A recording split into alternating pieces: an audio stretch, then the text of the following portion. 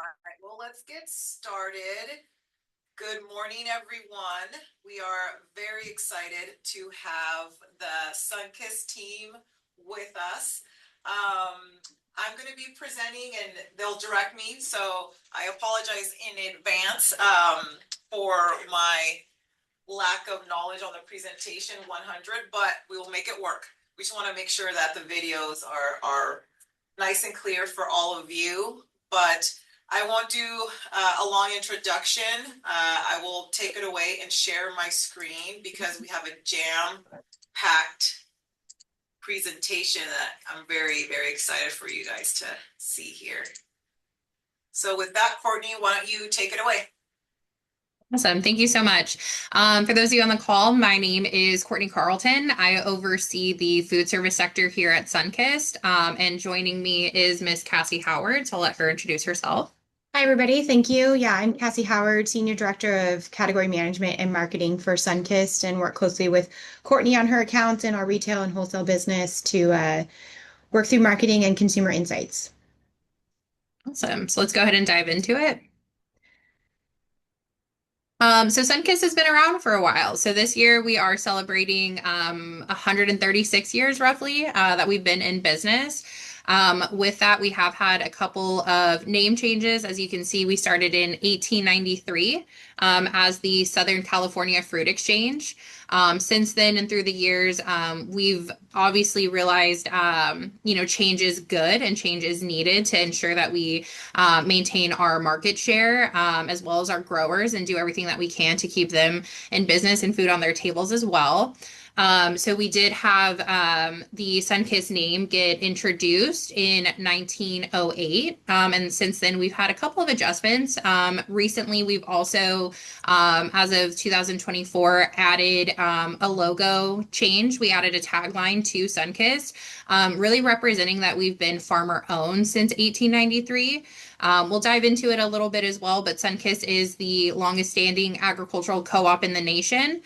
So with that, we do not own any of our own fruit. We are the sales and marketing team for it. As of recent, you guys may have read in the news as of last, or just a few months ago, actually, we reintroduced one of our founding members into our portfolio. So Limonera has now chosen to have their fruit and marketed and sold by Sunkist. They were one of the original, and we're so grateful to have them back with us as well. And Elizabeth, go ahead and climb through those a little bit. Might be a couple because it'll click through them. Yeah. The joys of technical difficulties. It worked yesterday, I promise. And then, as I mentioned, a couple of these, but just some quick facts about Sunkist. So, as I mentioned, we are the longest standing agricultural co-op in the nation. Don't try and say that 5 times fast. I'm still working on it. But we do represent over 1,000 growers here in the state of California, as well as Arizona. A majority of our Arizona crop is down in Yuma. So during this time with transition on those leafy greens, we do also have lemons available down there as needed, but also run trucks down to cross-dock for anything that you guys might have during this time frame. Sunkist, as I mentioned, as a co-op, we are just the sales and marketing teams that represent these growers. We do not own any of our own fruit, but we definitely take ownership in making sure that we do everything we can for the customer as well as the grower.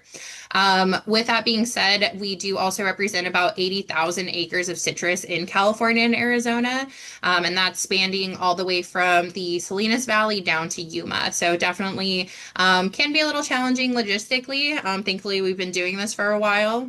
We also have about 25 packing houses in our portfolio to allow for different loading locations that can help with any of your transportation needs. And with that being said, we do also have about 40 different varieties that could be running through those packing houses between conventional and organic. This time of year, we are technically in the heart of the season or ramping up for it. So we do have a lot of our winter varieties coming online. This week was our first week with blood oranges. We did start Kara's a couple weeks ago. And so we're really looking forward to everything else that we'll have coming into the packing houses soon as well that we'll touch base on. We did also purchase a consolidation center a few years ago. We understand that although we do offer those 25 different loading locations, one pick is definitely necessary, especially for food service when, you might just need 9 boxes of oranges, 10 boxes of lemons, whatever is the case, especially with our different varieties that we offer.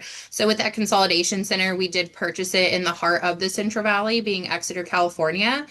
So with just a couple days lead time, we can have any one of our varieties consolidated to that facility for you folks to offer one pick.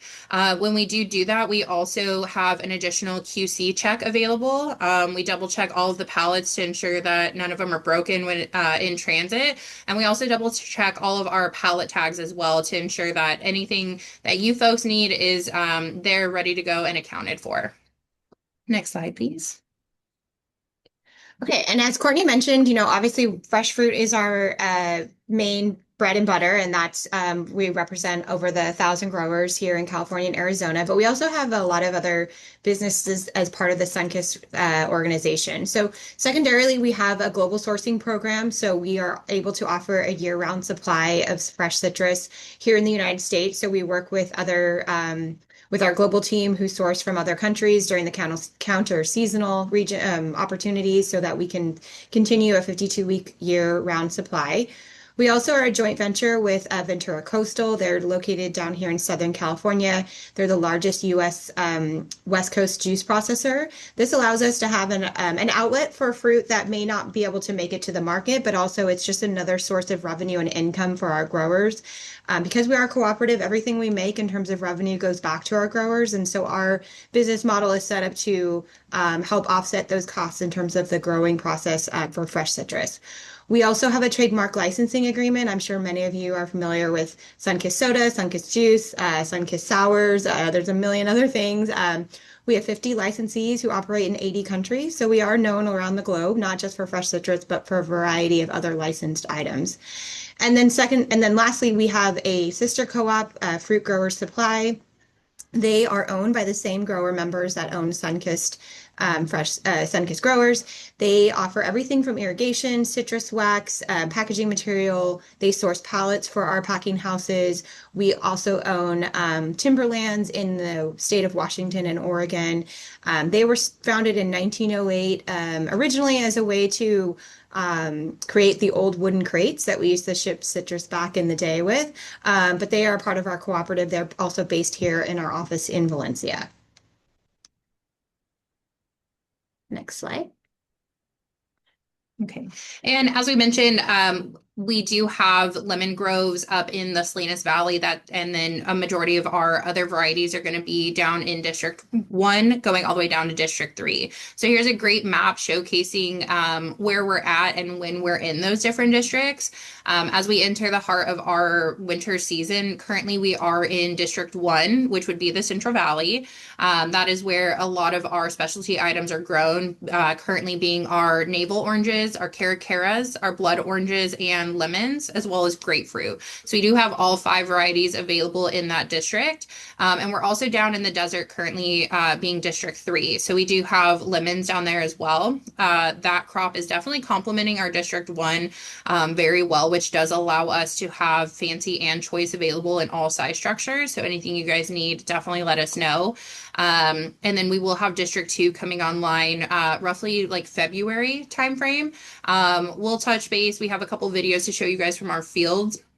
But District 2 is very unique in the sense that we could technically harvest it year round if we wanted to. So we do tend to go in there in about February and then run that through the summertime to allow us to be the lemon leader year round with domestic fruit. So we're super excited about that. And I also forgot we have mandarins in District 1 too. So many varieties, as I mentioned, we can have about 40 different ones going through the packing houses. All of our organics are there. So yeah, District 1 is definitely the citrus hub for us. So, next slide, please.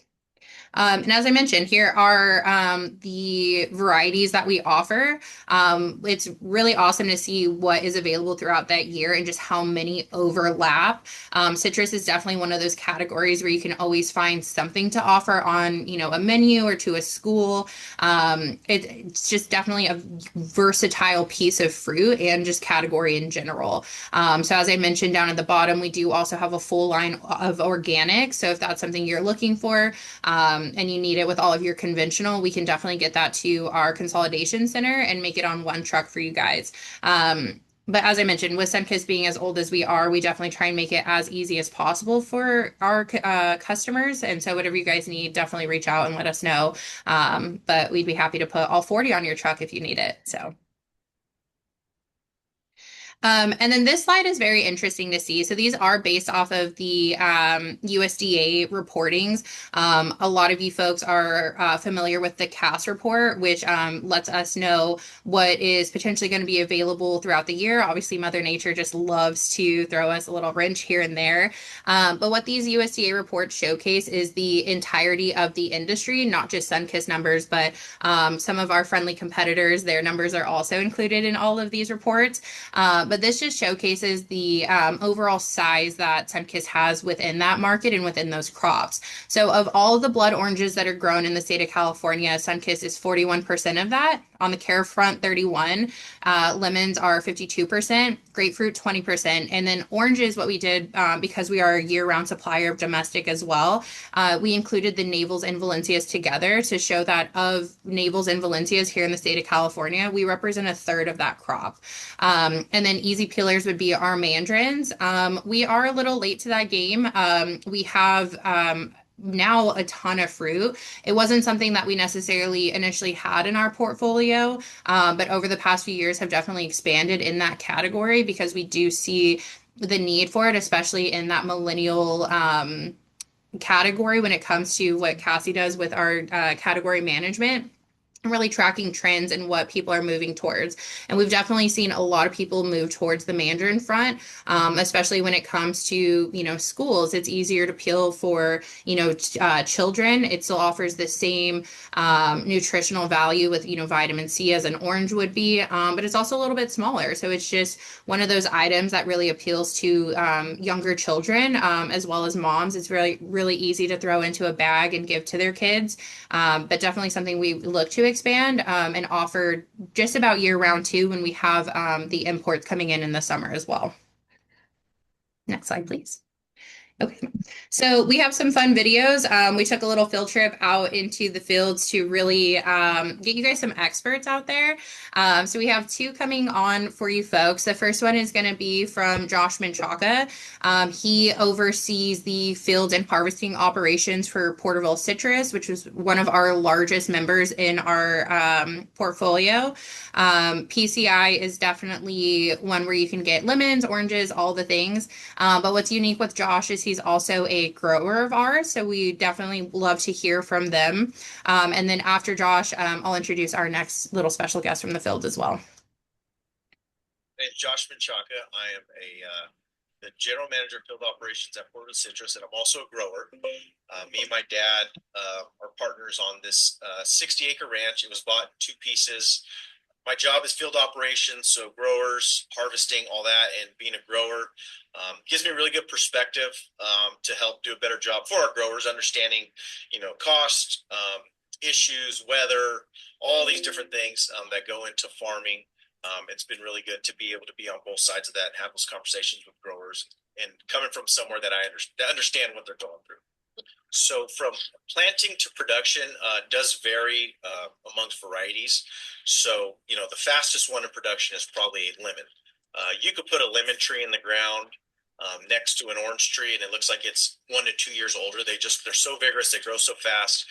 Year 4, year 5, you're right on the edge of full production where it's profitable. Mandarins are very similar. They grow very fast. Year 4, year 5.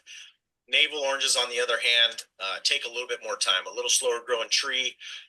You probably grow for 5 years and don't produce any fruit. Really, it's 7 to 8 years to get a navel orange to full production. So it takes a lot of patience. But once you get there, there's obviously a lot of rewards. Caracaras are even slower than oranges for some reason. It's almost an extra year. It's almost 9 to 10 years for a caracara to come to full production. When harvesting and production, I'd say on oranges, you're really looking at 5, maybe 6 on a good year with really big fruit, cartons per tree. So not as productive on a per acre basis, but just a very different tree. Caracaras are very similar to navels in terms of full production. They do grow slower, but they produce just as much. I'd say on a good year, 4 to 5 cartons per tree. If you did 6, great. The challenge with some of that is fruit size. So you get years where you set a lot of pieces of fruit. You generally have smaller sizes. So you'll have smaller sizes. A year like last year, we had a lot of pieces and we had a really hot summer, so produced a lot of really small fruit. This year we had less pieces. Ironically enough, with less pieces, more size, we'll produce more cartons per tree and per acre.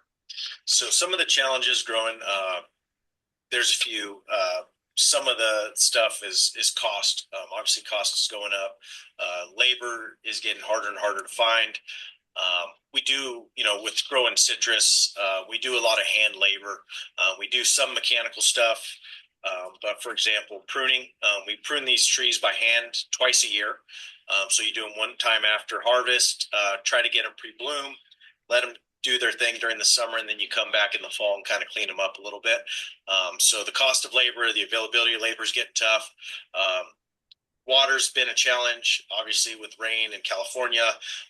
They're changing the rules a little bit on how we draft groundwater. So far, we've adapted, but it's taken some time. I mean, trying to be more efficient, so new irrigation systems, sprinklers, different things like that, but it all costs money.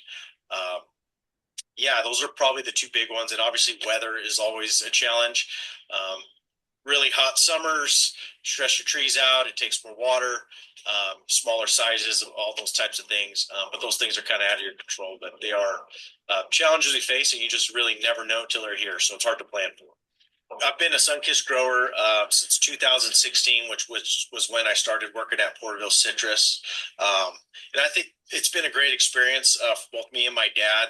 Sunkist, obviously, the name's been around forever. My dad actually worked at Sunkist packing houses long, long ago. So he's very familiar with the brand and all that stuff. So it's pretty cool being able to talk to people that know nothing about our business. But when you tell them it's you're marketing your fruit through Sunkist, everybody knows.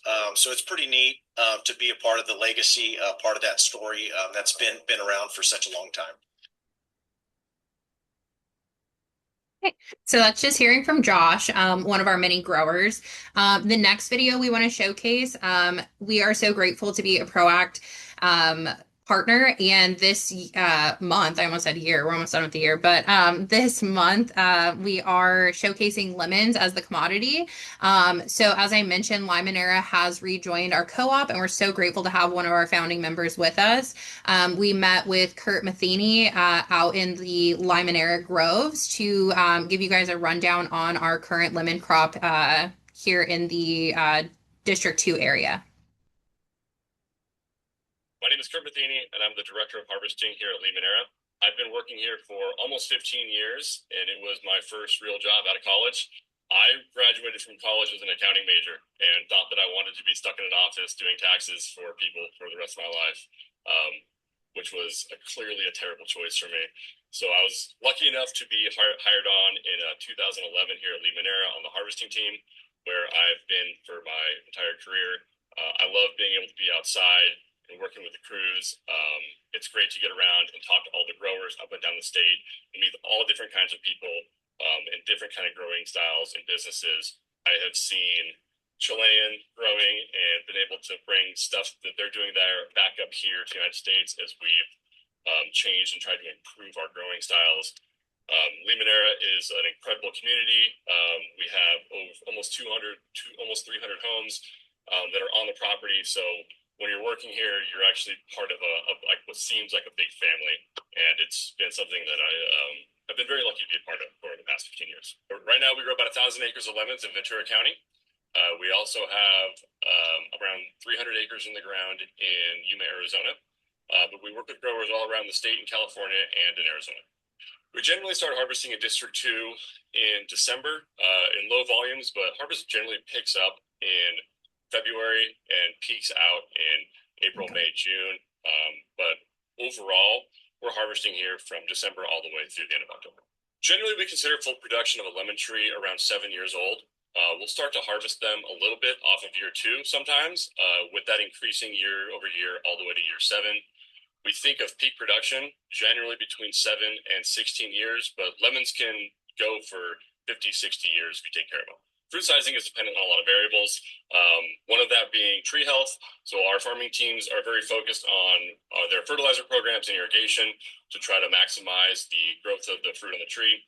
Also, environmental is another very important factor. Weather plays a huge role in what you're able to do with the fruit on the tree. There are 2 main sub-varieties of lemons that are commercially produced, which are the Eurekas and the Lisbons. Most commercial producers use Lisbons, but there are Eurekas out there. They tend to be a little bit earlier in the crop cycle. So if you want to plant some earlier fruit, you plant some Eurekas to get in early. Lisbons overall seem to be a more productive lemon.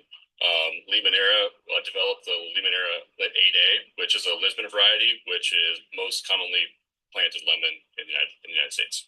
All right, so the 8A was found, I don't believe what year it was, but I think it was in the early 40s. And it was the old school way of finding a new variety, which was where some guys just noticed this one tree had way more lemons on it than all the other trees around it. So through cultivating that and cloning it, I'm pretty sure we probably patented it sometime, but that's way past its patent. But that tree just became the gold standard for planting lemons in the United States. The amount of cartons a tree can produce in a year varies widely depending on the type of planting that's on. Older plantings were much wider, and so you have a lot more trees per acre. So those trees, something like down in the desert where you have 75 trees to an acre, you can get 23, 24, 25 plus cartons per tree over the course of the season. In the block we're in right now, this is a much high denser planting of lemons. This is what people are doing more often now. This, I believe, has 210 trees per acre. So we're looking at something more like 6 to 8 is what we're looking for off of these trees in a season. The amount of times a tree is picked in a season depends on what region you're in. The San Joaquin Valley or District 1, you're generally picking 1 to 3 times depending on what you're trying to do with your crop. District 2 is the coastal region. This is where we have the longest season and the most amount of blooms. So you can pick trees here 3 all the way up to 6 times if you really wanted to in this region. District 3, which is the desert region, is very similar to District 1, where you have 1 to 3 picks throughout the season. Storing lemons is a very interesting part of our business. When we pick lemons, we're picking them from a ripe color all the way to a green color, and all those have different storage capacities.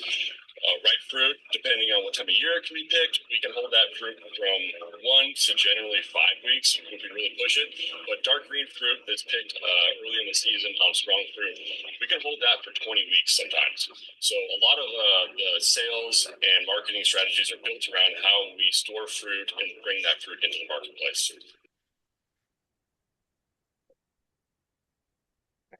Okay. So you just heard from some of our best field guys. One of the things that Kurt did mention at the very end there was our ability to store lemons. As he mentioned, we do have different colors that we categorize the lemons in as we go into harvesting them. So we have tree ripe yellow, which would go straight into a box, no gassing required, all the way down to a hard green level. When we do go out and harvest them, they basically look like limes. All of the acid content is in that piece of fruit, and internally it is ripe. But no one wants a green lemon, just like they don't want a green orange kind of situation. So what we'll do is we can sit on them in the packing house and we basically put them to sleep. So we have some science behind that where we will keep them very cold and prevent them from ripening any further once we do have them stored. And with that, we can manipulate the piece of fruit. We can sit on them for, as he mentioned, anywhere for about 90 days. Or we can choose to then put them into gas for a little bit, make them an A silver or a B silver, which would be about export grade. And then we can put them on a boat for 4 weeks to 2 weeks, just depending on where the ending country and where it lands is on route for. But yeah, lemons are definitely one of those interesting things that we can do in the field, especially 2 years ago when we had some challenges on the size structure. With the help of our field people, we were able to get ahead of that size structure being a challenge for food service. So we went out and ring picked, which means we went out and targeted very small fruit, being the 200s and the 165 size structure.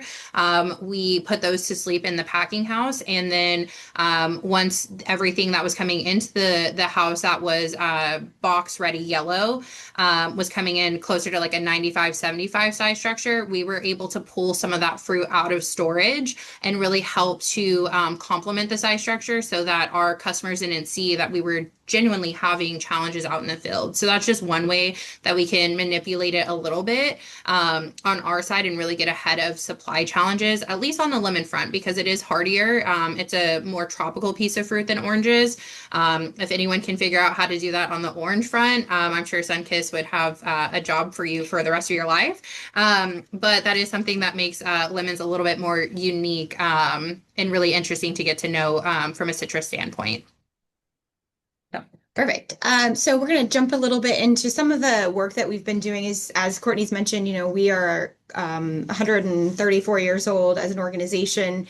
But, we want to be around for the next 100 years. So we continue to figure out new ways to bring our brand to the forefront, as well as bring our citrus commodities to our customers in a new and efficient way. So one of the things we've been working on for the last 5 to 6 years is what we're calling Sunkist iCubed. And this is really about creating, you can see here, investing in technology, innovating with process, and implementing with people. And this is each of the departments within our organization, from the packing house, the pick crew, quality assurance, all the way up to marketing and consumer, the end consumer.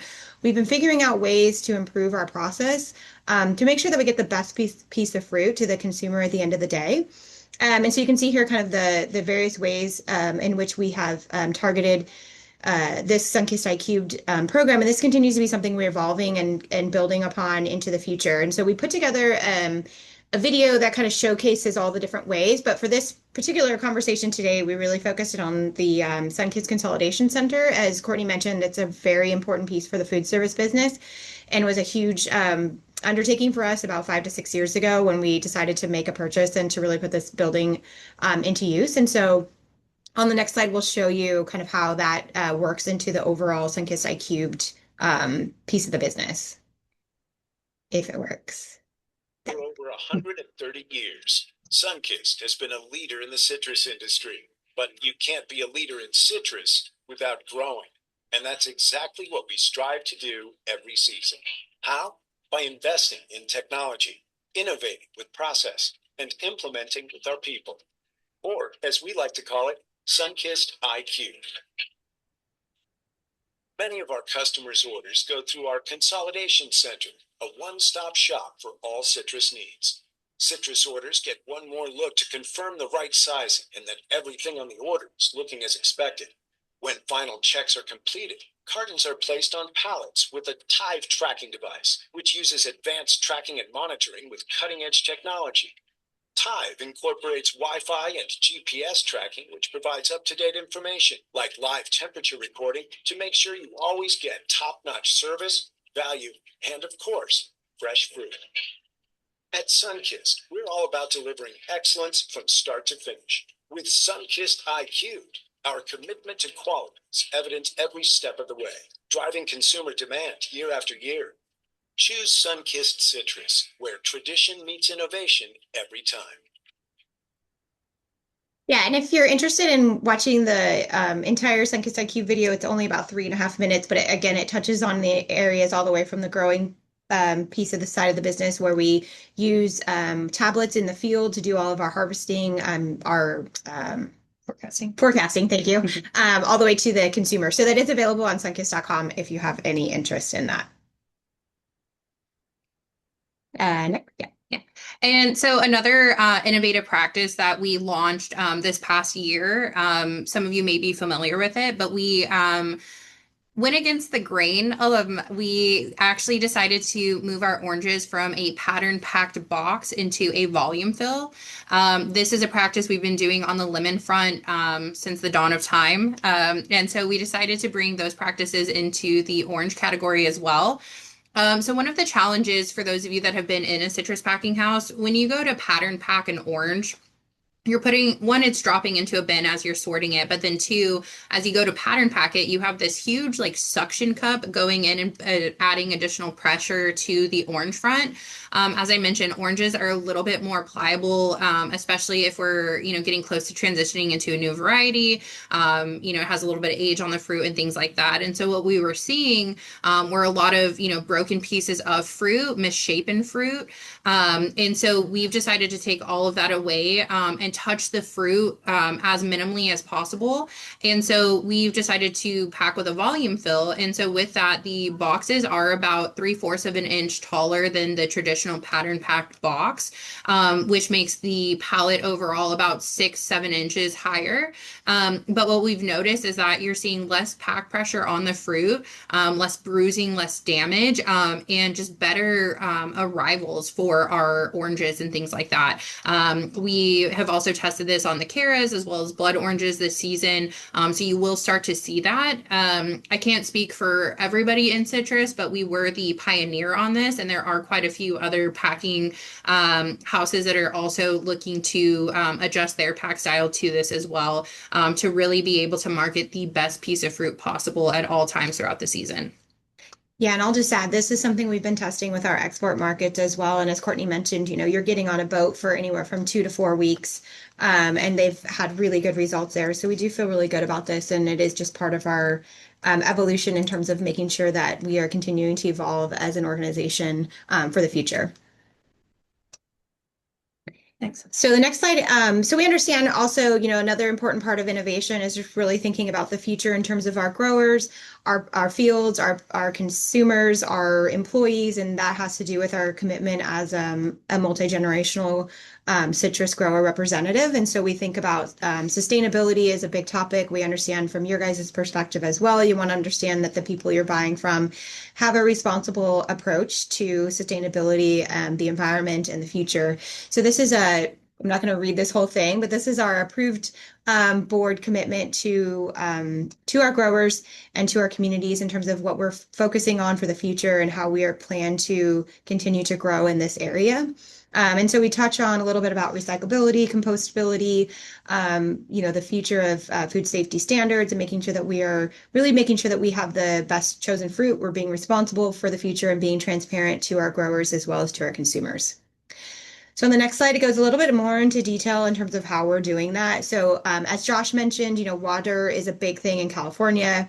They're changing the rules in terms of how we are able to use water, when, how much, and all of that. So we continue to involve our Fruit Growers Supply, which is our sister cooperative, in terms of creating new ways for water-saving irrigation systems. They work with our various growers and packing houses to make sure that we are providing the best efficient use of water through our irrigation, but also is in terms of runoff and prevention as well. It's a very big topic that we continue to work through.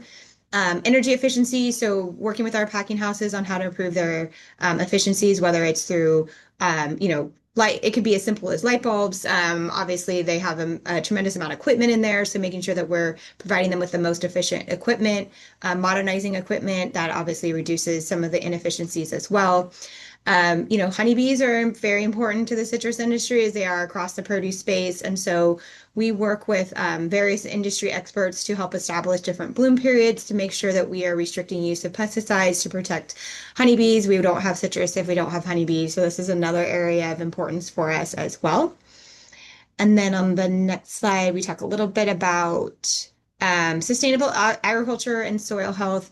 As I mentioned, we are multi-generational family farms. And so it's just naturally in their DNA to protect their soil. They want to have the best trees for their next generation of growers. But we continue to help them in terms of understanding different integrated pest management practices that improve that. We do a lot in terms of soil fertility, making sure that we're working with our pest management companies and fertility companies to improve what we're using in terms of what we're putting into the ground. We also do a lot in terms of our organic matter. So whether that has to do with reducing tilling and also improving the soil and the carbon that's in the soil, that's another piece of area that we work with. Fruit Grower Supply, our sister cooperative, helps us with that as well. And then packaging. We know packaging and waste reduction is a huge thing.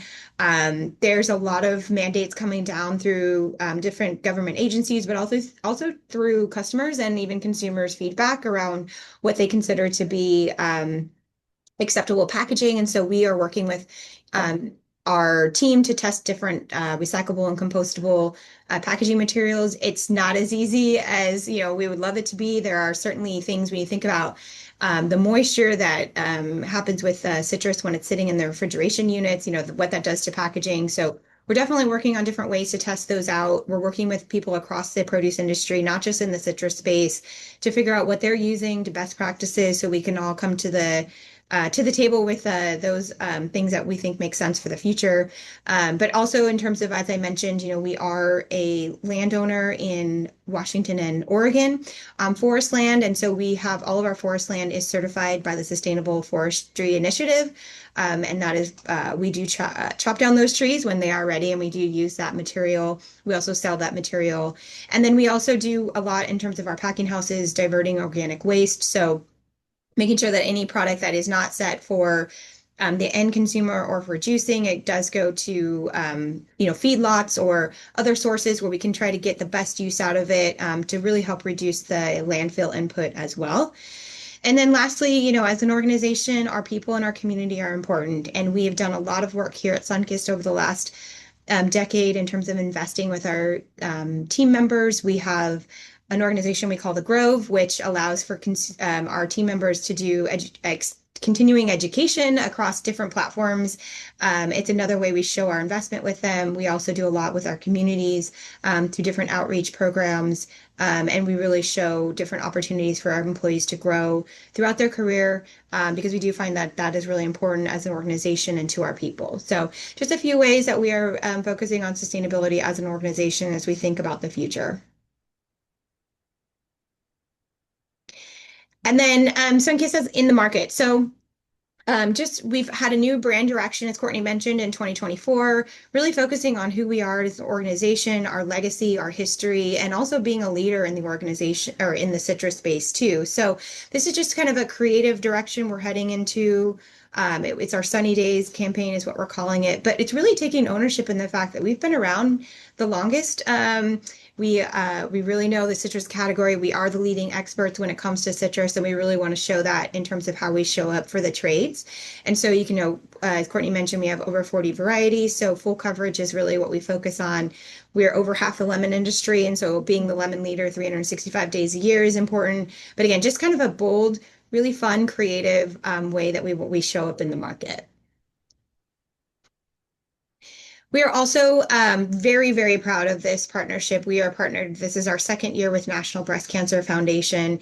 This is something that while, we certainly apply this program to our Care program as a marketing program, it is not why we are doing it. We have many, as I'm sure you guys have many people in your organizations, family, friends who have been touched by breast cancer one way or another.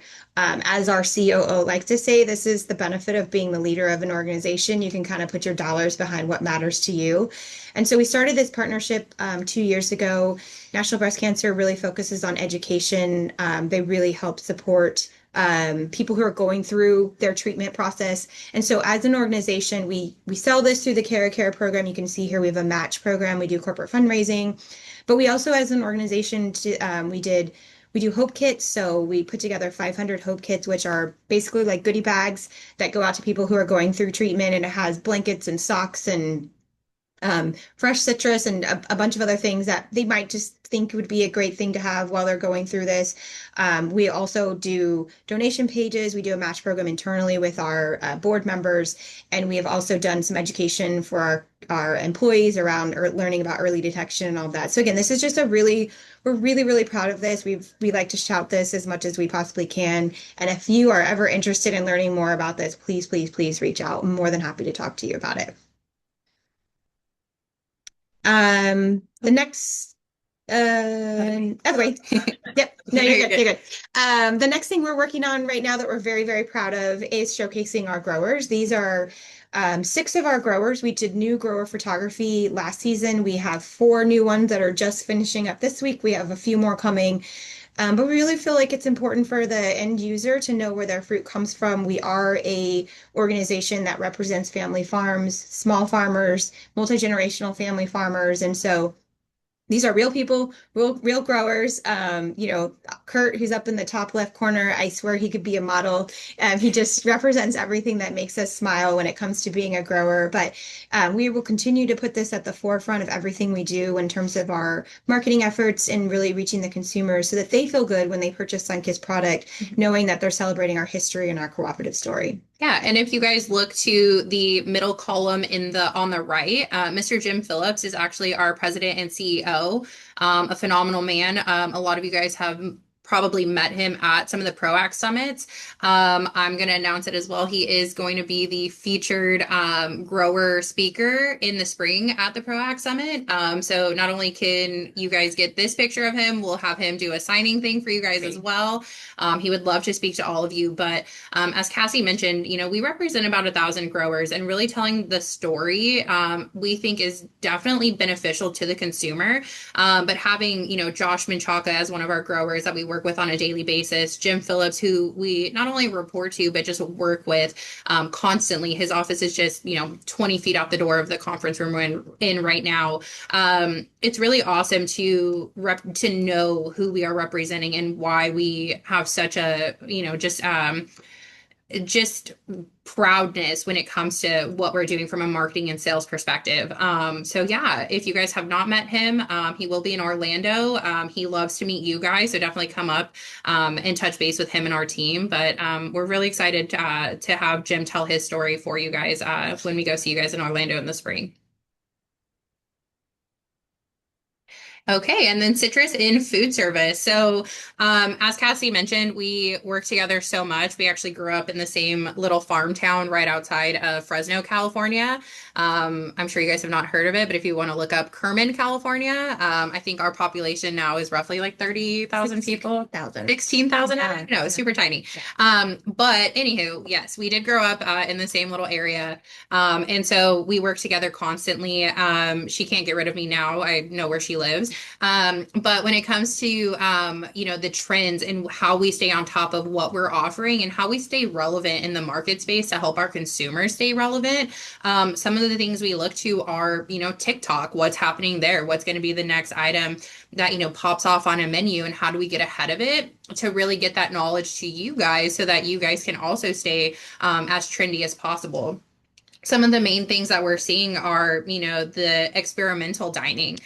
During COVID, that was a huge thing where we saw consumption on lemons and limes really, really take off when it came to a consumption because they were just so versatile to use. Cocktails and non-alcoholic items as well. That used to be something that we considered trendy. Now, honestly, I haven't been in a restaurant where that doesn't have a space on the menu. So it's really become mainstream in that aspect.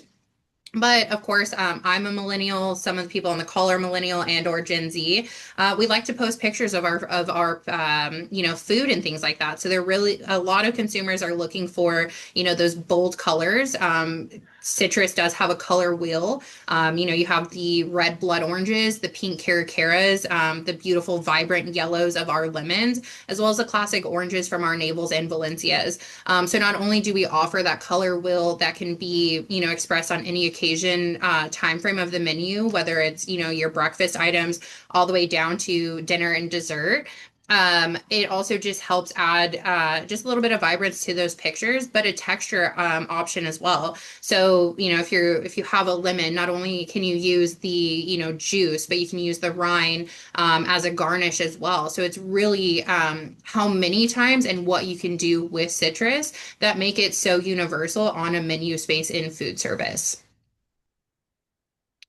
And then on the next slide too, some of the things that we do to help tell that story are also create menus. So on sunkist.com, not only can you find our videos like the iCubed video and just some of the other things that Sunkist is doing with packaging, but we also have a recipe landing page as well. So if you're ever, really trying to push grapefruit or you're trying to push caracaras, we do have a huge library of recipes that you guys can go to. It's completely free, open to the public, to really help just bring awareness to it and give you guys inspiration as well. And that QR code does work. I did test it. So as long as my technology worked that day, it should work. Yeah.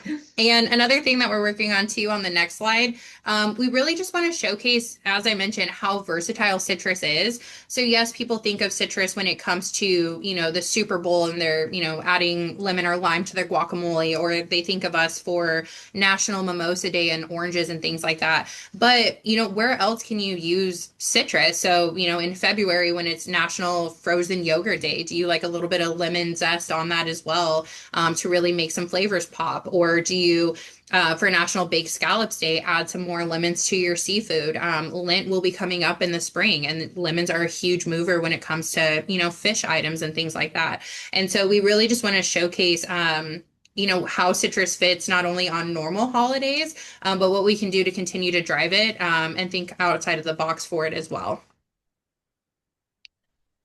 All right. And then I think that gave us just about 10 minutes for questions. So we'll turn it over to Elizabeth if she wants to help facilitate that. Yes, give me a second. I know that the acquisition of Limonara happened earlier this year. Can you talk about how that has affected the business in regards to like year-round supply? Yeah, so obviously we're grateful to have one of our founding members back in the portfolio. And it has done nothing but strengthen our stance in the lemon market. As Cassie mentioned, we are about half of the lemon volume when it comes to domestic product being grown here in California. So Limonera's piece really does complement our portfolio and allow us to have a stronger presence in District 2. So during those summer months when a lot of like retailers and things rely on an import product, we are able to still supply food service and any of those retailers that do want to stay domestic with that District 2 crop that Limonera has brought back into our portfolio. So nothing but strengthening it. We're super excited. Anytime I have more lemons I can push your guys' way, I'm grateful. So yeah, they've definitely really helped us just stay on top of being that number one driver and that, as Cassie would say, the lemon leader 365 days out of the year. Perfect. What about, can you provide storage and handling tips that help extend shelf life? Yeah, so actually on all of our bill of ladings, we do print our recommendation for the temperatures and the varieties. On most citrus, you're going to want to keep it around 38 to 42 degrees Fahrenheit.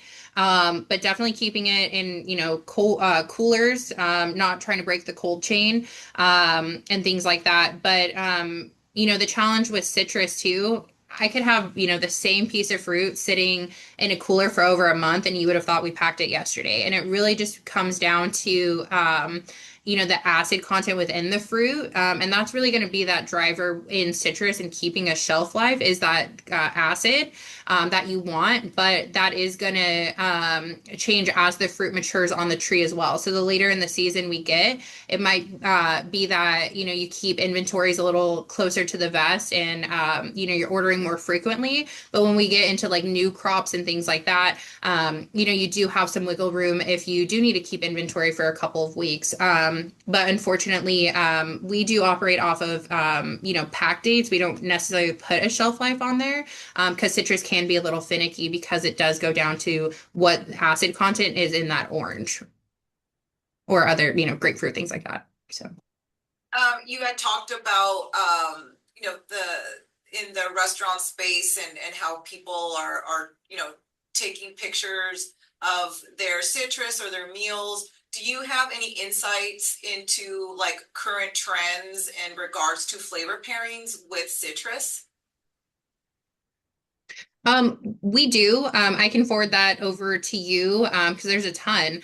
Right now Italian food is really taking off. So whether it's an Aperol spritz with like oranges, having a huge, charred lemon on a plate to show different textures and colors in that. But we are definitely seeing trends in the Italian food category. Gosh, what are some? Go ahead. Yeah, I was gonna say, and there was an article last week, and of course I cannot remember who it was from, but it was talking about 2026 trends and in terms of like what consumers are looking for when eating out, and it had to do with like looking for some comfort. So comfort food is definitely also making a trend. But it also mentioned smoked citrus, which I hadn't heard of before. So definitely doing some work on our end to figure out what that looks like. But yeah, I mean, there's certainly a lot of what consumers are looking for, things that provide them with value, provide them with a good feeling at the end of it as well. And then, like as Courtney mentioned, just making sure that it's something that they want to savor, but they want to be able to showcase and show off to their friends is also very important. Perfect. Yeah, those were all the questions that came up. I want to thank both of you for this amazing presentation and for the effort that was put into it and getting us some grower insights.